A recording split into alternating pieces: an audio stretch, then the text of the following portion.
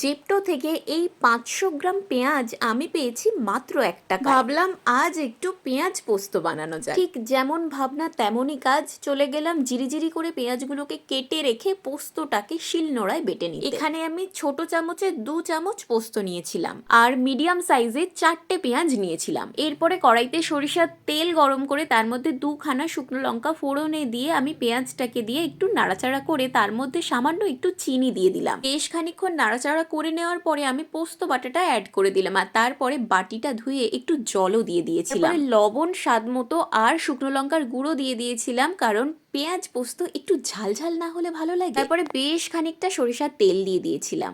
বাড়িতে ওই দিন কাঁচা লঙ্কা ছিল না, নইলে এখানে 2টো কাঁচা লঙ্কাও অ্যাড করে দিতাম। বাস তারপরে 5-7 মিনিট একটু নাড়াচাড়া করে রান্না করে নিলেই আমাদের পেঁয়াজ পোস্ত পরিবেশনের জন্য একেবারে রেডি। যাই বলো, রেসিপিটা কিন্তু খুব সহজ ছিল।